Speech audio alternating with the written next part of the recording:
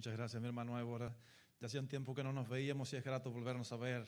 Es grato que podamos compartir este tiempo, podamos compartir con el resto de la familia también, que en este lugar le decía al pastor al llegar que qué bueno que independientemente de dónde vengan, me decían que hay incluso algunos de mi país que están prácticamente recién llegados, pero le decía qué bueno que llegamos a un lugar y aunque lo de fuera se ve diferente, seguimos siendo la misma familia, corre la misma sangre por nuestras venas, nos sentimos en casa, es como si hubiéramos estado de un lugar a otro y no hubiéramos visto la distancia. Gracias a Dios por este privilegio de ser hijos de Dios, de ser hijos del mismo Padre, de adorar bajo un mismo sentir, tener la misma esperanza, sentir que muy pronto ya estaremos no solamente caminando en esta tierra, sino en la que el Señor nos tiene preparadas. Omar, qué gusto verte. Qué gusto que estemos aquí, ya no me siento tan extraño, ya tengo por lo menos 2 personas que nos conocemos de cerca. Gracias a Dios por el privilegio de adorar en su casa.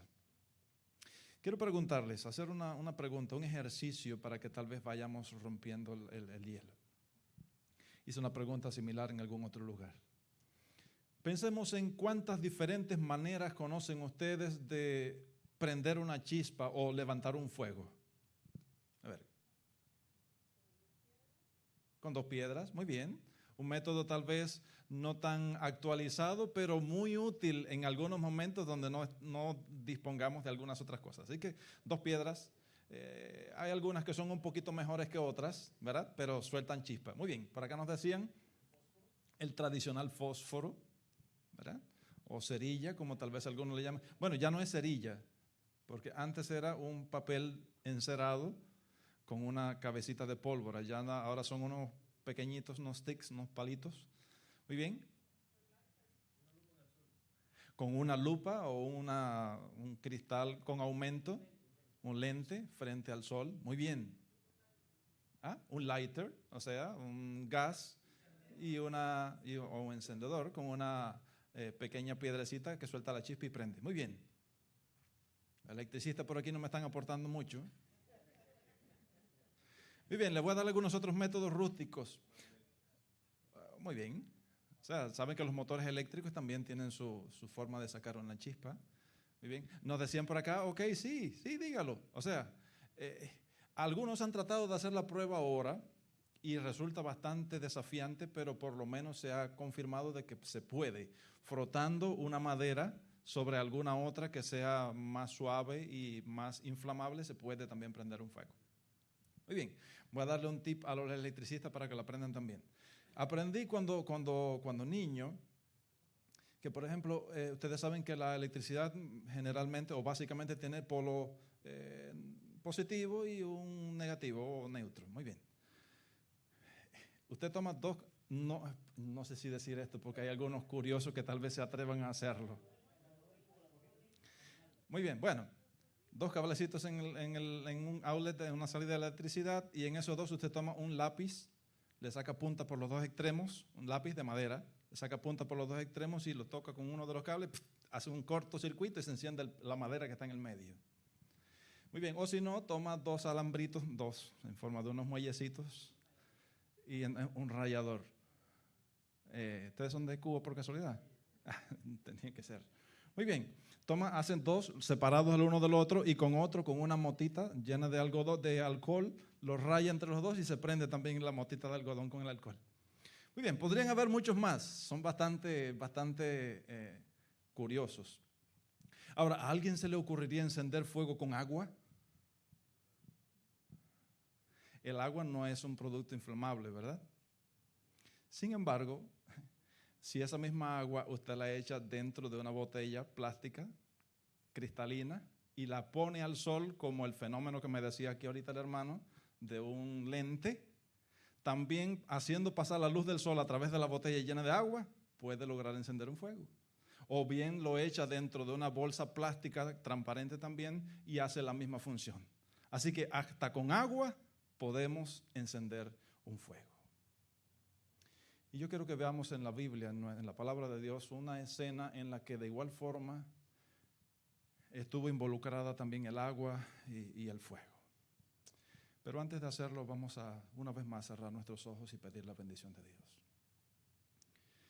Querido Padre, estamos en tu casa. Gracias por aceptarnos, por llamarnos, por invitarnos a estar contigo. Porque entendemos que es un enorme privilegio. Disfrutamos cada ocasión en la que podemos estar aquí todos juntos reunidos en un mismo sentir. Pero entendemos que por mucho que nos amamos, nos queremos, nos apreciamos y disfrutamos los momentos de compañía los unos con los otros, lo más importante es tener la seguridad de que tú estás en nuestro medio. Es por eso suplicamos que la presencia de tu Santo Espíritu sea algo que disfrutemos, algo que pueda restaurar nuestro ser, algo que nos haga de veras entender a quién amamos, en quién creemos, a quién servimos. Al estudiar tu palabra, de igual manera suplicamos tu bendición y tu dirección. Háblanos, Dios, a través de ella. En el nombre de Jesús. Amén. Gracias. La historia que les invito a leer juntos, a compartir, es una historia que, aunque tal vez conocida, no necesariamente deja de ser relevante, deja de ser inspiradora. Y yo quiero que precisamente sea Dios a través de su palabra la que directamente nos hable. Luego vamos a sacar algunos comentarios o aplicaciones prácticas o enseñanzas de la misma, pero juntos vamos a la historia que encontramos en el primer libro de Reyes. Primer libro de Reyes. Salvedad que en algunos lugares hago, esto es un punto aparte, una clase. Recuerden, no se debería decir primera de Reyes, sino primero, porque es un libro, primero de los Reyes, ¿verdad? Al igual que las cartas, no debería decirse primera de Corintios o primera de Tesalonicenses, porque no fueron los corintios ni los tesalonicenses, sino debería ser primera a los corintios. Bien, primer libro de Reyes, capítulo 18. Es toda una historia, pero yo voy a empezar a leerla a partir del versículo 20. Nos dice el texto. Entonces Acab, quien era el rey en ese momento, convocó a todos los israelitas y a los profetas al monte Carmelo. Elías se paró frente a ellos y dijo: ¿hasta cuándo seguirán indecisos, titubeando entre dos opiniones? Estoy leyendo la nueva traducción viviente. Si el Señor es Dios, síganlo. Pero si Baal es el verdadero Dios, entonces síganlo a él. Sin embargo, la gente se mantenía en absoluto silencio. Entonces Elías les dijo: yo soy el único profeta del Señor que queda, pero Baal tiene 450 profetas. Ahora, traigan 2 toros. Los profetas de Baal pueden escoger el toro que quieran, que luego lo corten en pedazos y lo pongan sobre la leña en su altar, pero sin prenderle fuego. Yo prepararé el otro toro y lo pondré sobre la leña del altar y tampoco prenderé fuego. Después, invoquen ustedes el nombre de su Dios y yo invocaré el nombre del Señor. El Dios que responda enviando fuego sobre la madera, ese es el Dios verdadero. Y toda la gente estuvo de acuerdo. Así que Elías dijo a los profetas de Baal: empiecen ustedes, porque son muchos. Escojan uno de los toros, prepárenlo e invoquen el nombre de su Dios, pero no le prendan fuego a la leña. Entonces ellos prepararon uno de los toros y lo pusieron sobre el altar. Después invocaron el nombre de Baal desde la mañana hasta el mediodía, gritando: oh Baal, respóndenos. Pero no hubo respuesta alguna. Entonces se pusieron a bailar, cojeando alrededor del altar que habían hecho, y cerca del mediodía comenzó Elías a burlarse de ellos. Tendrán que gritar más fuerte. Sin duda que es un Dios. Tal vez esté soñando despierto o quizá esté haciendo sus necesidades. Seguramente salió de viaje o se quedó dormido y necesita que alguien lo despierte. Así que ellos gritaban más fuerte y como acostumbraban a hacer, se cortaron con cuchillos y espadas hasta quedar bañados de sangre. Gritaban disparates toda la tarde hasta la hora del sacrificio vespertino. Pero aún no había respuesta, ni siquiera se oía un solo sonido. Entonces Elías llamó a la gente: vengan acá. Así que todos se juntaron a su alrededor mientras él reparaba el altar del Señor que estaba derrumbado. Tomó 12 piedras, una para cada tribu, que representaba cada tribu de Israel, y las usó para reconstruir el altar en nombre del Señor. Luego cavó una zanja alrededor del altar con capacidad suficiente como para 12 litros de agua. Apiló la leña sobre el altar, cortó el toro en pedazos y los puso sobre la madera. Y luego dijo: llenen 4 jarras grandes de agua y echen el agua sobre la ofrenda y la leña. Una vez que lo hicieron, les dijo: háganlo de nuevo. Cuando terminaron, les dijo: háganlo por tercera vez. Así que lo hicieron como él dijo. Y el agua corría alrededor del altar, tanto que hasta colmó la zanja.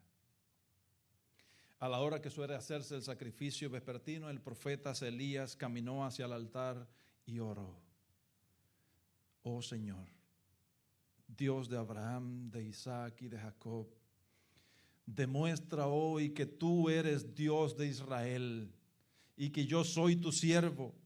Demuestra que como yo he hecho todo esto, ha sido por orden tuya. Oh Señor, respóndeme.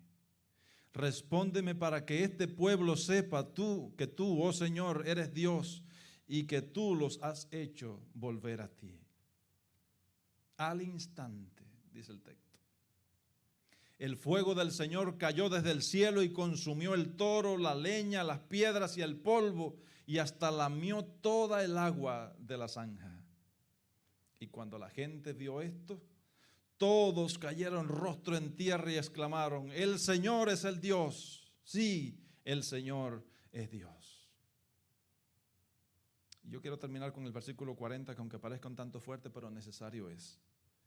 Entonces Elías ordenó: atrapen a todos los profetas de Baal, no dejen que escape ninguno. Los agarraron a todos y Elías los llevó al valle de Cisón y allí los mató. La Biblia nos describe un lugar en particular llamado el Monte Carmelo. Tuve la oportunidad de estar precisamente allí en el Monte Carmelo, físicamente.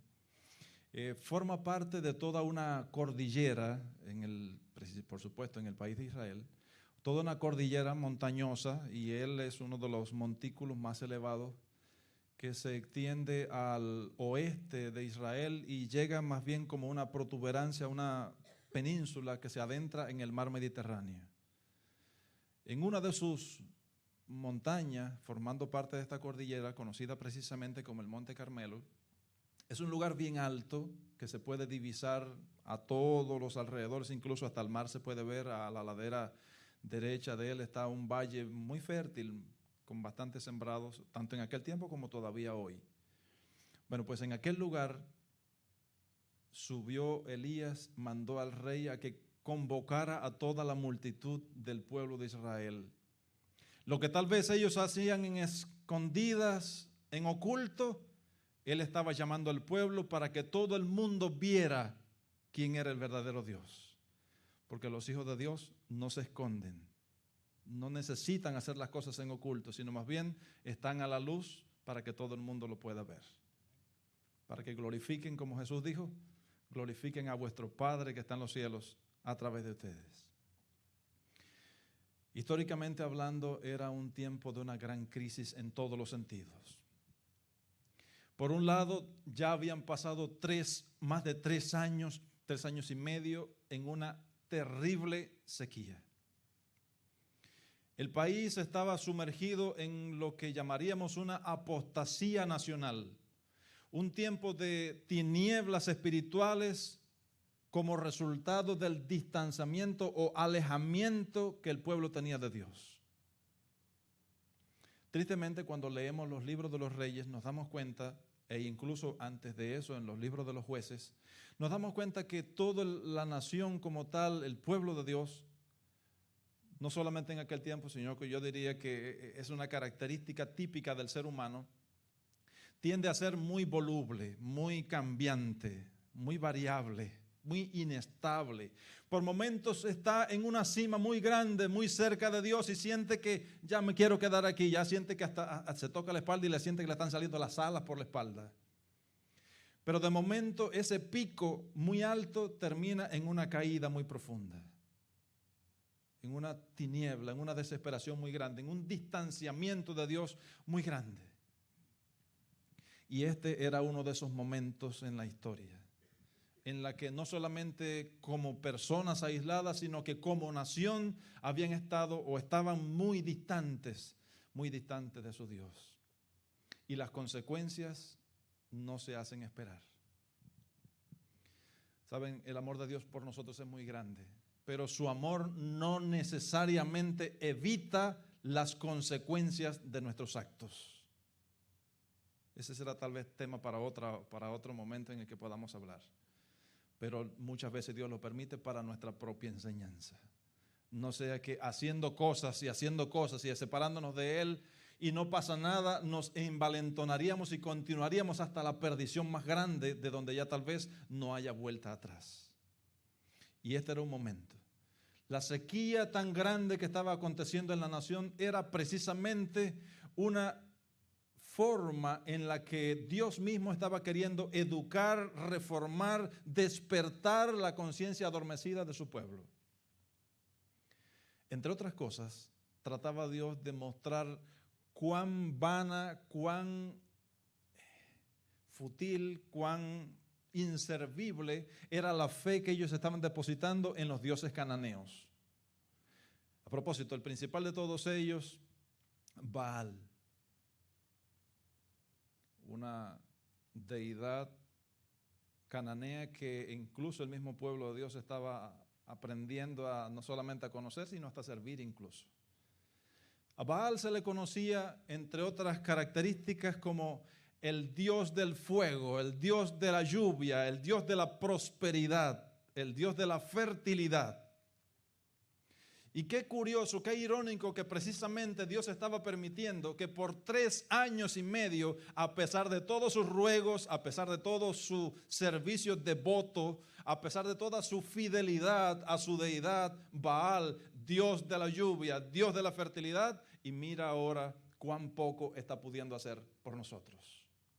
Cuán vana ha sido nuestra confianza, nuestras ofrendas, nuestra dedicación, nuestra vida, porque incluso una de las cosas que se hacían los más religiosos, por así decirlo, era que sacrificaban hasta sus primogénitos en sacrificio, precisamente, para la redundancia, a ese Dios que exigía todas esas cosas para que la nación pudiera ser más bendecida incluso. ¿Y de qué valía todo eso si no había sido capaz de ponerle fin a más de 3 años de sequía y como resultado de hambruna, enfermedades, muerte y todas las cosas que había traído consigo? Era algo así como lo que Dios mismo había permitido en Egipto. ¿Se acuerdan que en Egipto fueron varias plagas que azotaron a la nación, a toda la nación? La nación de Egipto, o sea, los egipcios, aunque el pueblo de Dios que allí estaba, no sufrió ninguna de ellas. Pero cuando analizamos cada una, que no tenemos tiempo hoy para verlas, nos vamos a dar cuenta que atacaban directamente la creencia que ellos tenían en todas esas deidades. Para mostrarle precisamente que, por ejemplo, el Nilo, que era uno de los dioses que también ellos adoraban, ese que les da la vida a ustedes ahora está en sangre. De allí han salido todas las demás, muchas otras plagas salieron. Y así sucesivamente trataba de mostrarle que la idolatría que ellos estaban teniendo, la confianza que ellos habían tenido en cualquier otra cosa que no es el Dios verdadero, de nada sirve en los momentos de mayor crisis. Estaba quitándole su confianza a Dios a través de todas estas cosas en cualquier otra cosa que no fuera Él mismo. El texto nos describe que ante la petición del profeta Elías al rey, actuando como si fuese al revés, como si Elías fuese el rey y Acab solamente su súbdito, que lo que hacía era cumplir órdenes y estar calladito. De hecho, en la escena, nada más que lo vemos al principio diciendo que cumplió la orden de traer a todo el mundo para allá. Pero después de eso, ni se menciona, ni habla, ni protesta. En un silencio, en un rincón, allí estaba. Cumpliendo su indicación, una muchedumbre de adoradores fue a congregarse a la invitación. Imaginemos tal vez la escena, como que era un llamado real, o sea, del rey. De todos los rincones del país estaban allí para congregarse. Vinieron de todas las tribus, dejaron todo lo que estaban haciendo. No solo porque era una orden del rey de que todo el mundo tenía que ir y no se puede desobedecer la orden del rey, sino porque todos entendían en su corazón de que algo grande está por suceder. Así que dentro de aquellos adoradores había muchos curiosos. ¿Saben? ¿Será que alguna vez acudimos a las invitaciones que nos hacen por pura curiosidad? Por nada más que satisfacer nuestro deseo de ver como espectador. Yo recuerdo una ocasión en la que un hermano, muy bien intencionado él, me invitó y me dijo, yo quiero que vayas hasta mi casa. Y cuando vayas a la casa, yo voy a haber invitado para ese momento a personas de otra fe, de otras cristianos también, pero de otra fe. Y yo quiero que estés tú allí y van a estar ellos. Y yo voy a estar aquí en el medio. Y el tema para que ustedes entre los dos ahí tiren y tiren y tiren y tiren para ver quién gana, como si fuese un ring de boxeo. No es la mejor intención obrar de esa manera, ni mucho menos tampoco ser puros, meros curiosos para ver cómo se hacen las cosas, cómo se sucede todo, pero yo no tengo nada que ver con eso. Todo en la vida, cuando se trata de Dios, tiene que ver con nosotros y no podemos estar a la distancia. Pero allí fueron todos ellos, se apiñaban seguramente buscando los mejores lugares para desde aquí, desde primera fila, que no tenga nadie que contarme lo que va a suceder. Estaba en un buen sitio, ubicado el Monte Carmelo para eso, y yo imagino que no solamente miles y miles de personas de todos los rincones del país fueron, sino que podemos divisar también en la escena a miles y millares de ángeles y al mismo tiempo los siervos del enemigo de Dios presentes allí. Yo me imagino y puedo casi asegurar que aunque la Biblia no lo dice, el mismo Lucifer estaba en ese lugar. No quería delegar ese momento a ninguno de sus sirvientes.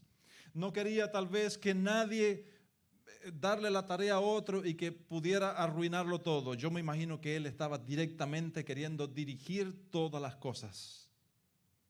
Pero cuando leemos el libro Patriarcas y Profetas nos damos cuenta que a pesar de que con gusto, nos dice el libro, el diablo hubiese querido encender una chispa para prender aquel fuego, la mano de Dios nunca se lo permitió.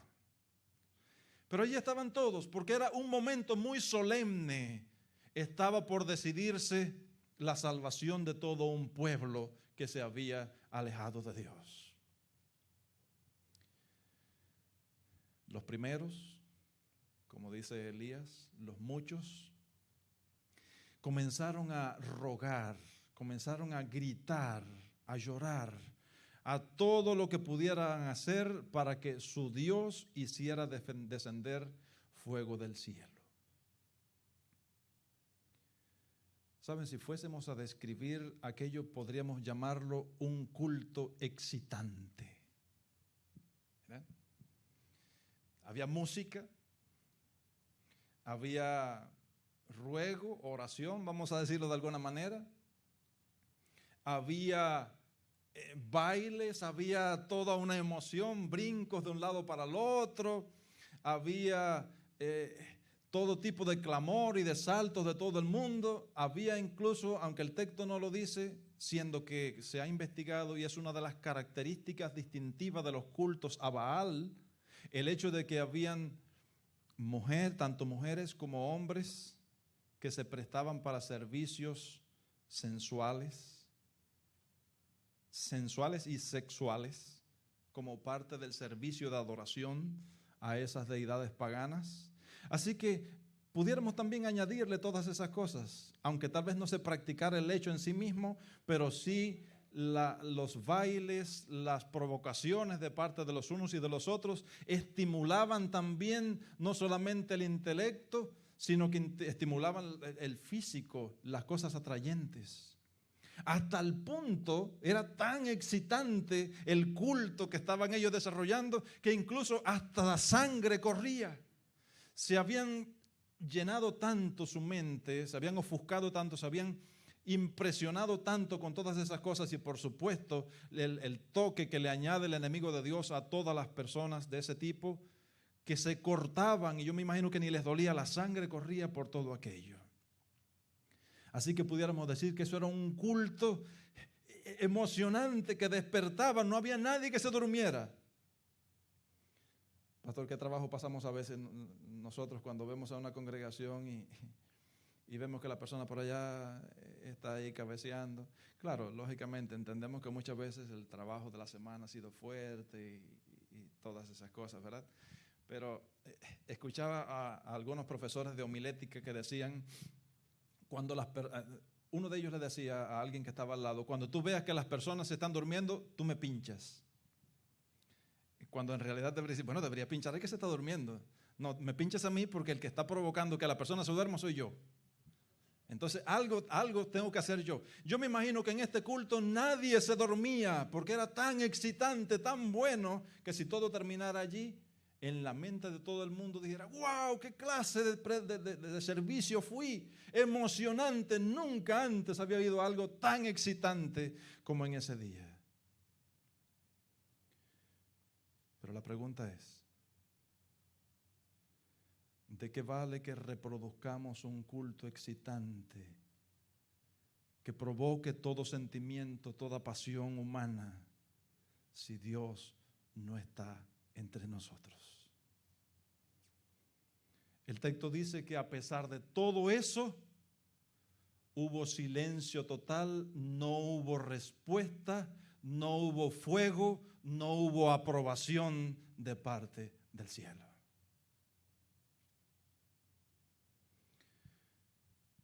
Rituales vacíos, muy emocionantes, pero carentes del Espíritu. Saben, en estos años pasados, en estos tiempos difíciles que hemos juntos estado viviendo y atravesando, los tiempos han provocado a que la gente cree una palabra y practique una palabra. Hay que reinventarse. ¿Han escuchado eso, verdad? Sí, hay que reinventarse. O sea, hay que tratar de hacer las cosas de otra manera porque las circunstancias nos han obligado a eso. Y en ese tiempo de reinventarse, una de las soluciones que se ha tratado u opciones que se han tratado de tomar es el mundo digital, el mundo de las grabaciones y todas las cosas, para tratar de alcanzar algo que siempre había estado ya a la mano, pero lo habíamos descuidado y ahora nos hemos dado cuenta cuánto alcance puede tener, para lo bueno o para lo malo. Pero en ese proceso, ustedes saben que muchas personas una de las cosas que más les interesa es cuántos views tiene. Y no solamente cuántos views tiene, sino cuántos. Ustedes saben lo que significa el dedo arriba. Cuántos likes.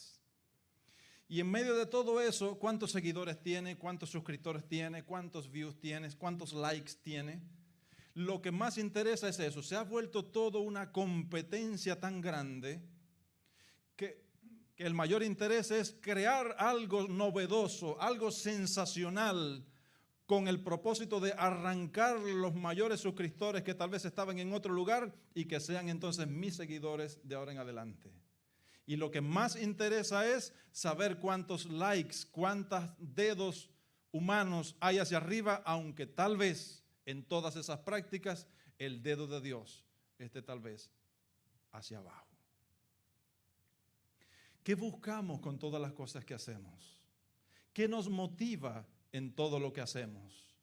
¿Estamos tal vez robándole la gloria a Dios, a quien solo le pertenece? ¿O nos estamos considerando solamente meros instrumentos para levantar el nombre del Señor?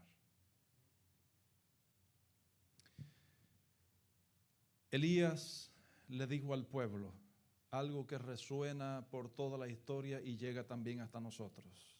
Versículo 21. ¿Hasta cuándo claudicaréis vosotros entre dos pensamientos? La versión Dios habla hoy dice de la siguiente manera: ¿hasta cuándo vais a continuar con este doble juego? La palabra claudicar, o traducida como claudicar hasta nuestro lenguaje, significa literalmente alguien que se tambalea o cojea de un lado al otro. Cuando niños, y yo creo que no solamente cuando niños, había un juego que le llamaban algunos Río Rivera.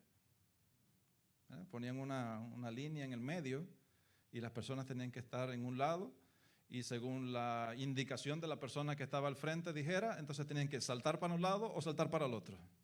Y como que se parece la palabra como comienza entonces las personas saltaban para un lado y perdían ahí. Y yo no sé si en nuestra vida tal vez estamos haciendo algo similar, o estamos saltando según lo que convenga en el momento, según lo que sea popular en el momento, según lo que sea atractivo en el momento. Estamos tal vez saltando hacia ese lado, y cuando las cosas cambian saltamos hacia el otro. O tal vez alguno se atreva a estar con un pie en un lado y el otro pie en el otro.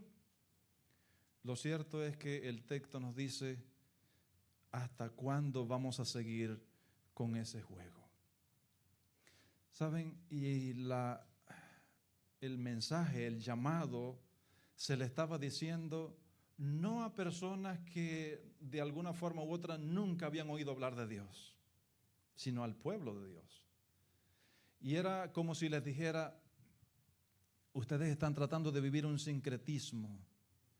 Sincretismo no es más que una mezcolanza entre lo uno y lo otro.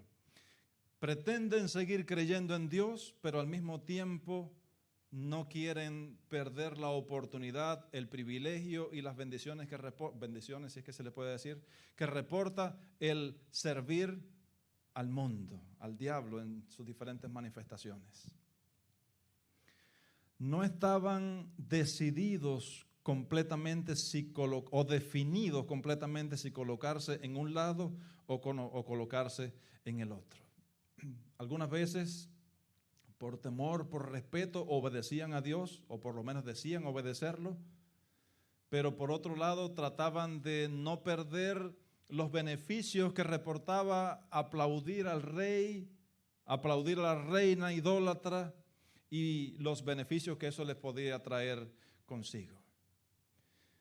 Pero ¿saben? Quienes quieren disfrutar de los dos mundos terminan por no disfrutar de ninguno.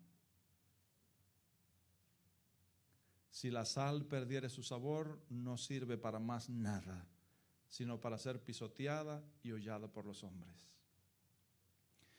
Recuerdo un joven, personalmente lo conocí, tenía siempre sus luchas y demás, pero una de esas temporadas en las de sus altibajos se separó un tanto de la iglesia, y no solo de la iglesia, sino de Dios como tal.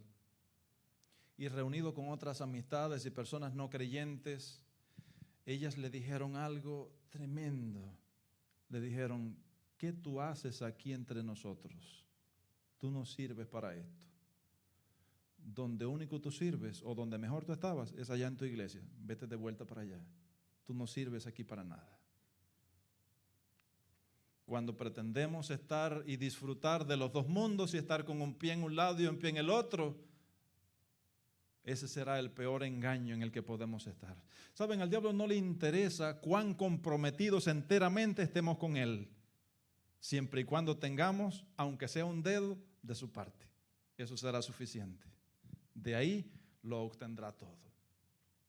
Seguramente alguno se preguntará: ¿por qué osciló tanta gente hacia el camino indebido?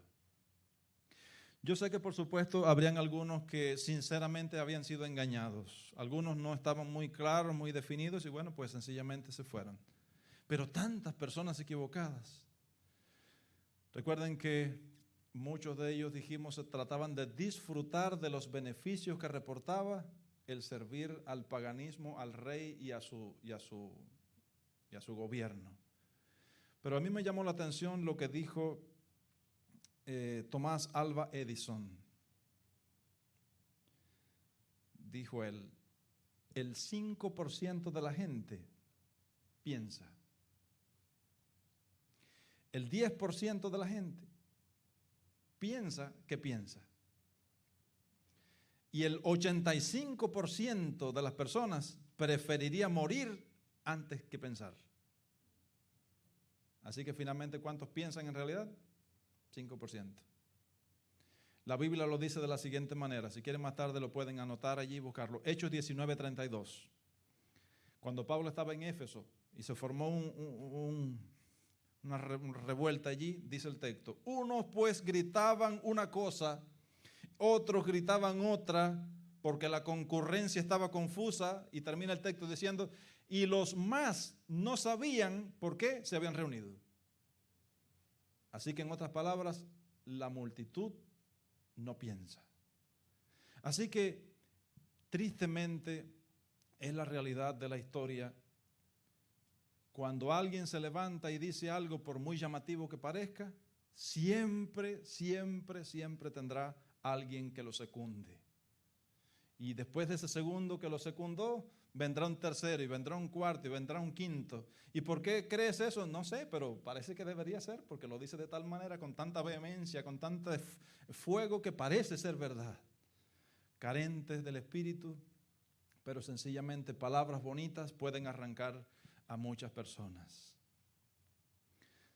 Solo hay dos caminos. A veces pensamos que pueden haber más.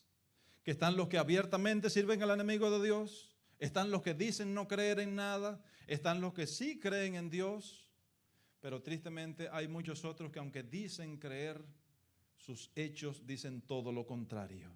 Y a eso le llamaríamos hipocresía. Y tristemente la Biblia nos presenta, Apocalipsis capítulo 3, versículos 15 y 16, yo conozco tus obras, que ni eres frío ni caliente. Ojalá fueses frío o caliente, pero por cuanto eres tibio y no frío ni caliente, te vomitaré de mi boca. Dios lo quiere todo o nada, pero lo quiere todo en realidad.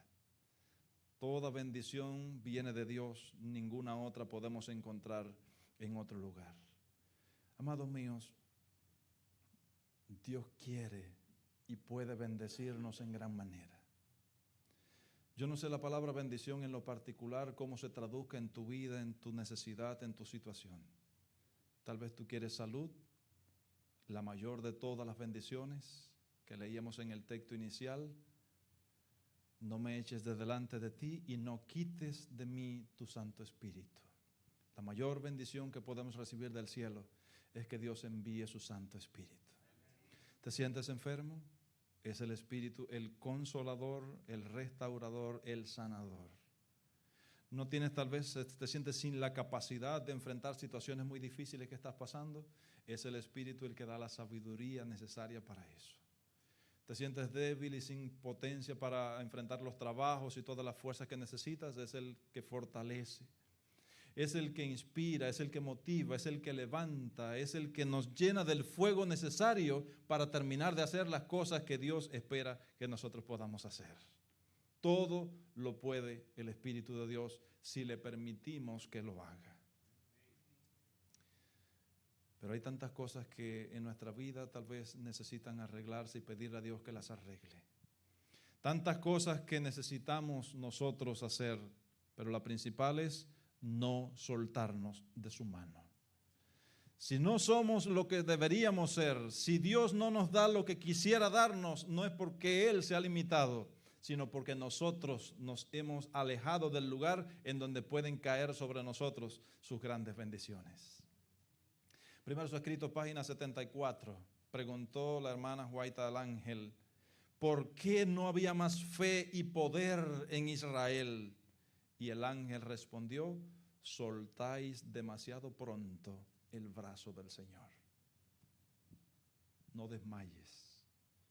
Te estás cansando, pide a Dios fuerzas, pero no te levantes, como dijo Jacob, no me levantaré de aquí hasta que tú me bendigas. ¿Has entendido entonces que es vano todo lo que has creído, todo lo que el diablo te ha ofrecido?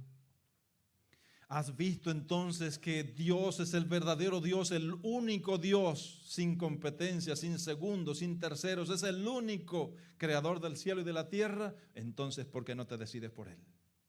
¿Por qué no lo sigues a Él? ¿Por qué no lo sirves a Él? Es momento de tomar decisiones. ¿Hasta cuándo vamos a seguir con ese doble juego? Queriendo disfrutar de lo uno y queriendo disfrutar de lo otro. Es momento de que Dios nos encienda con su fuego.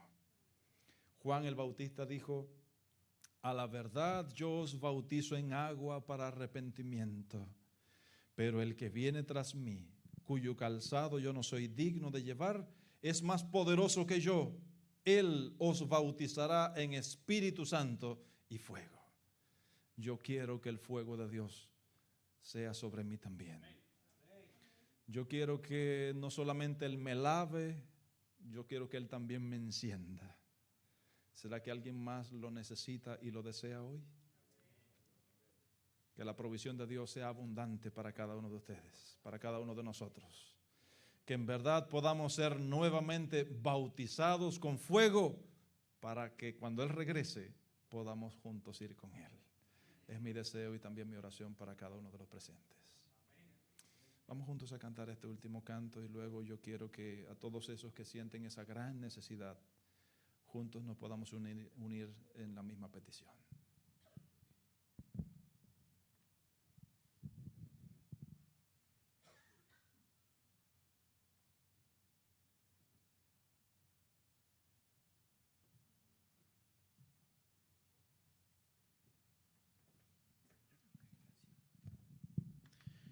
Ahora puestos de pie, entonemos el himno 190.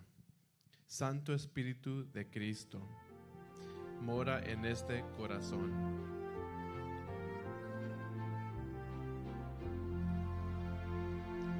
Santo Espíritu de Cristo, mora en este corazón.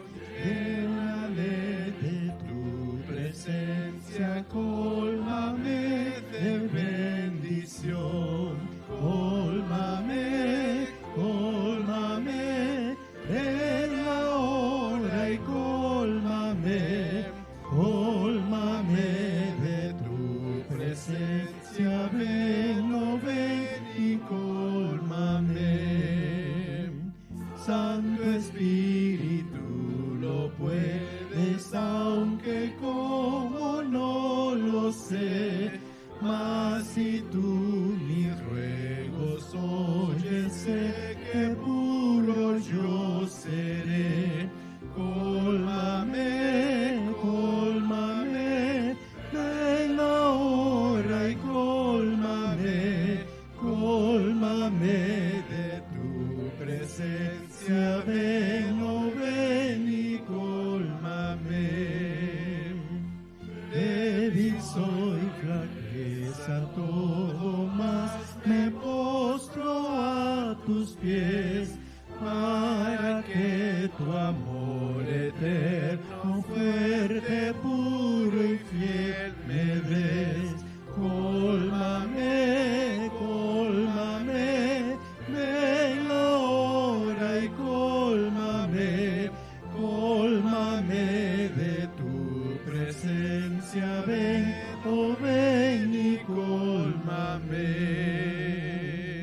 Lávame, bendice y salva, cuerpo, alma, espíritu. Ya me salvas, me consuelas, de bondad me colmas tú. Cólmame, cólmame, ven ahora y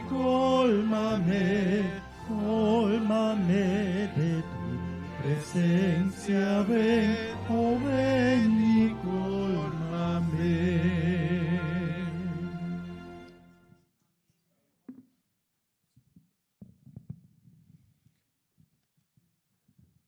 Oramos.